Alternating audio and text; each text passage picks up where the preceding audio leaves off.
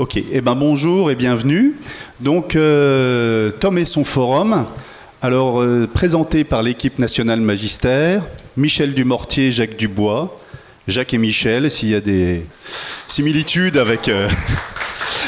et l'enjeu, c'est dans un contexte où dans l'éducation nationale, il y a 1 million de personnels à peu près qui sont susceptibles d'utiliser Moodle pour concevoir des formations, c'est de les initier à la diversité des forums et comment configurer un forum convenablement. Et donc pour ça, on s'est dit, on va essayer de monter un petit atelier et qu'on cobaye avec vous pour voir comment ça peut fonctionner, un atelier de présentation des forums, des fonctionnalités, des usages, pour essayer de comprendre comment le faire fonctionner au mieux. Voilà, on peut préciser aussi que quand on parle d'éducation nationale et 1 million d'enseignants, on s'adresse aussi à l'enseignement supérieur. Dans d'autres présentations, vous avez entendu parler de Magistère, réseau des concepteurs. Et vous êtes dans une université française, avec vos connecteurs d'université française, vous avez accès à Magistère.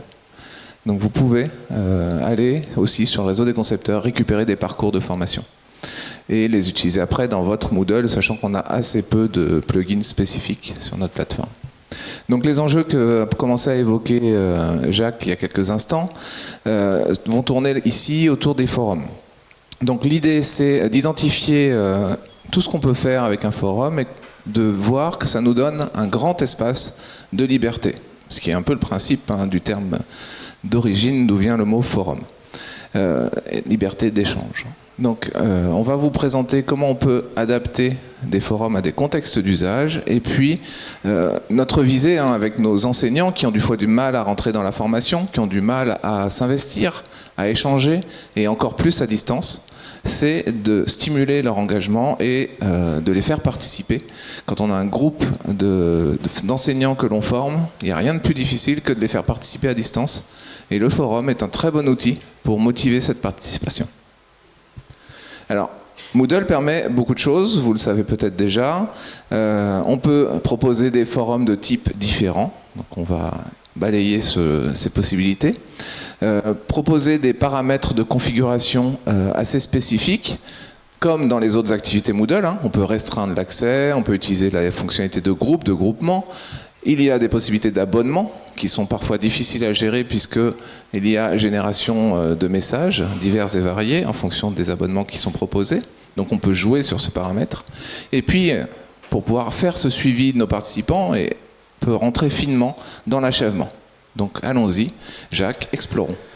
Donc sur le parcours de l'espace associé à cette conf, l'ID 106, il y a 2 forums. Et le premier forum, en fait, il y en a 2. Et il y en a 2 pour travailler sur les questions de groupement en groupe et restriction. Donc maintenant, avec la version 4.5 de Moodle, on voit si on est en forum de groupe ou pas. Et là, on voit qu'on est en forme de groupe séparé, parce qu'il y a des petits traits entre les personnes. Et puis, ce qu'on constate aussi, c'est qu'il y a des restrictions sur chacun des 2 forums pour que les personnes qui ne sont pas abonnées à ce forum en fonction de leur groupe ne voient pas l'autre forum.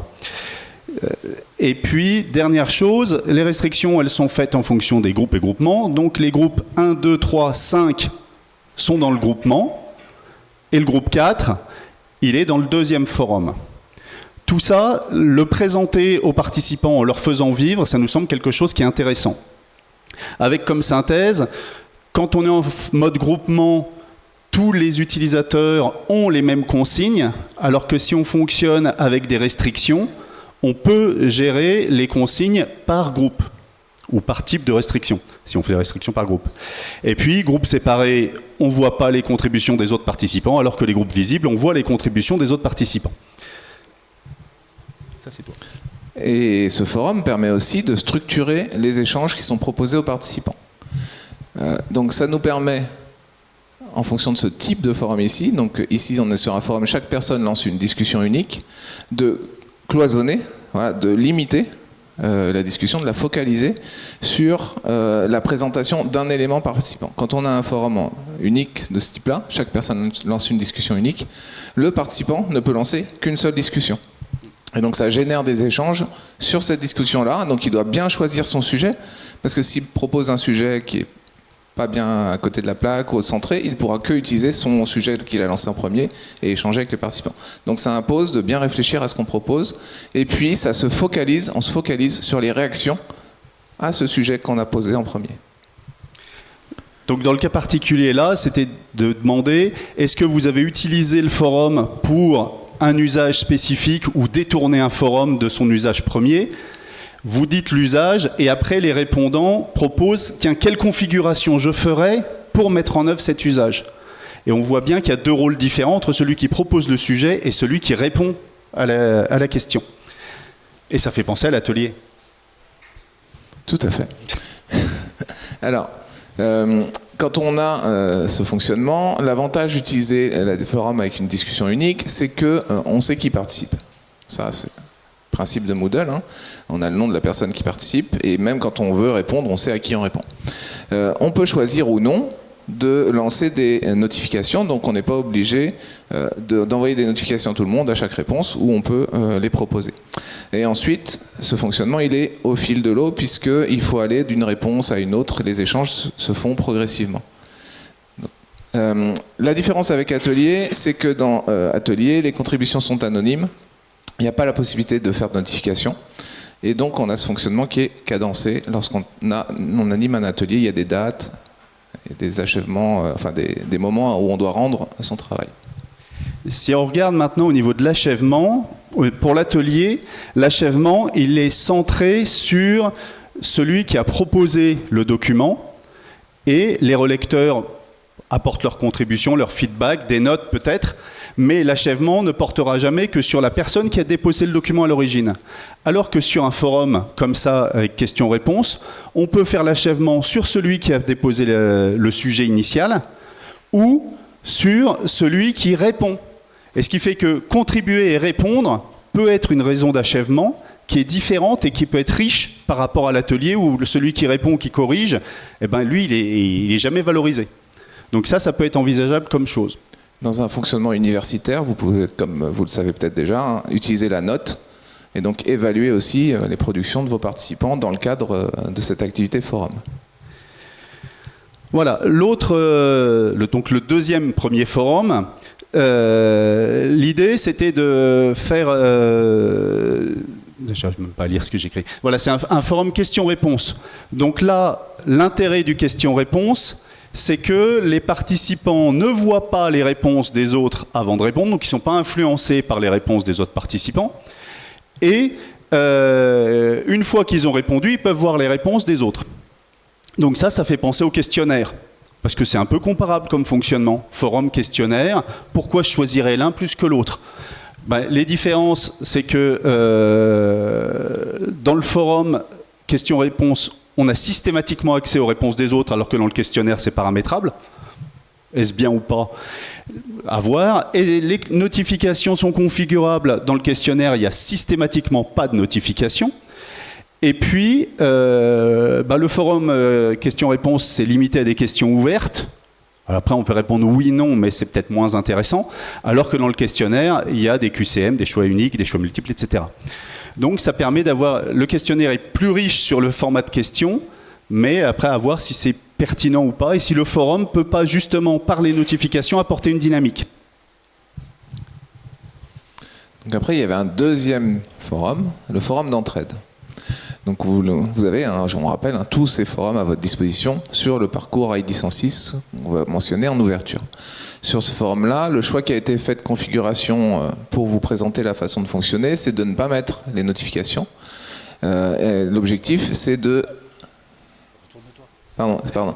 L'objectif, c'est de canaliser les échanges avec les participants.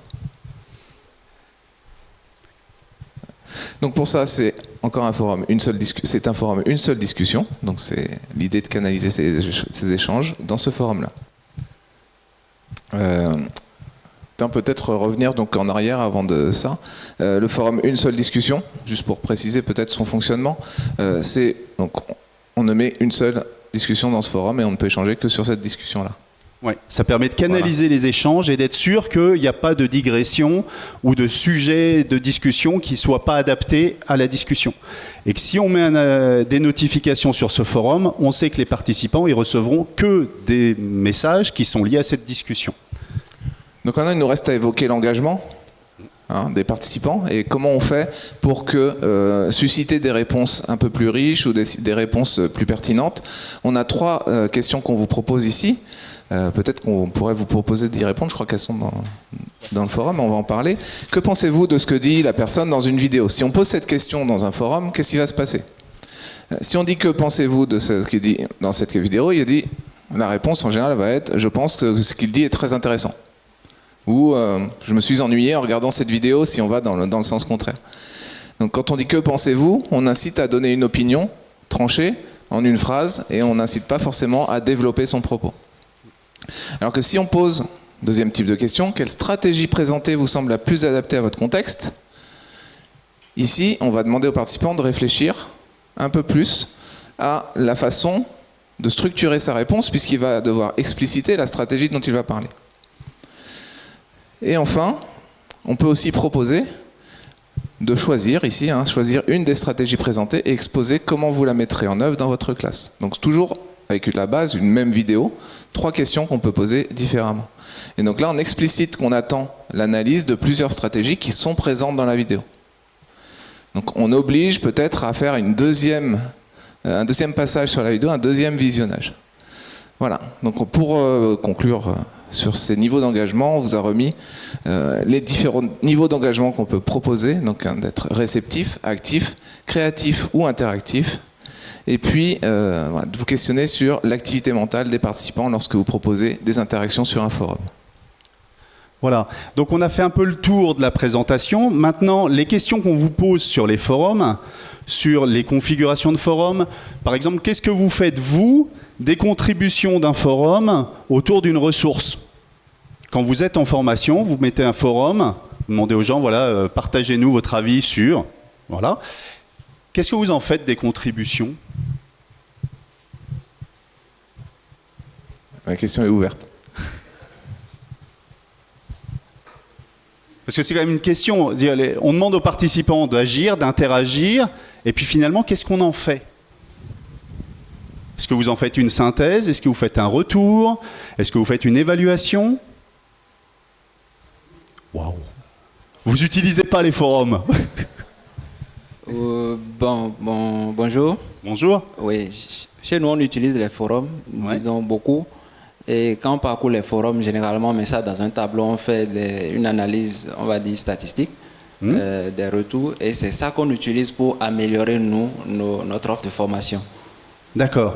Donc les forums pour améliorer votre offre de formation? Oui. Ok. Donc c'est pour vous et pas pour les étudiants apprenants? Vous ne faites pas un retour aux apprenants? Non, pas direct, non. Ok. Pas direct, ouais. Donc c'est intéressant, c'est un point de vue spécifique qui est légitime, il n'y a aucun jugement de valeur, mais c'est intéressant de savoir qu'il y en a qui font des forums pour avoir des restitutions et améliorer leur dispositif. Est-ce qu'il y a d'autres usages différents des forums ou des exploitations différentes des réponses aux forums? Luigi, quand même. Quand même. Dans mes nombreuses vies antérieures, oui, il y a eu pas mal d'exemples d'exploration et d'expérimentation, dont certaines où, dans le forum, l'enseignant proposait de co-construire une grille d'évaluation pour l'examen final. Et dans le forum, les apprenants travaillaient ensemble pour dire l'évaluation, ce serait bien qu'elle porte sur tel point, tel point, tel point, ça vaudrait éventuellement 2, 3, 5 points, et ainsi de suite. Et donc là, le forum servait de co-construire une grille d'évaluation pour un examen. Bien sûr qu'il y avait la modélation de l'enseignant par la suite, mais ça servait d'exercice commun de co-construction de quelque chose exploitable à la fin.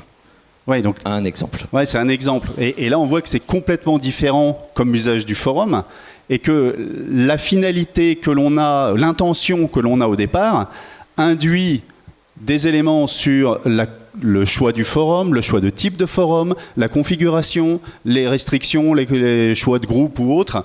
Et tout ça, c'est important que les enseignants conformes à l'usage de ces outils prennent conscience de tout ça en fait.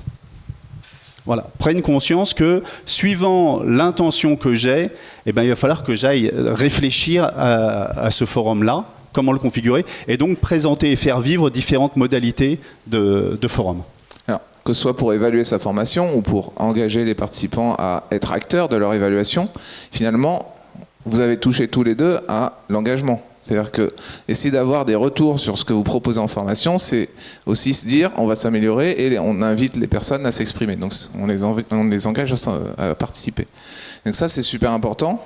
Et c'est ce qui fait aussi la réussite de votre formation, hein, c'est d'arriver à faire avancer, évoluer vos participants. Nous, on a un autre type de forum qu'on utilise aussi dans mon académie régulièrement, c'est qu'on cache les réponses des autres. On pose une question aux participants et on cache la réponse des autres tant qu'ils n'ont pas posté un seul message.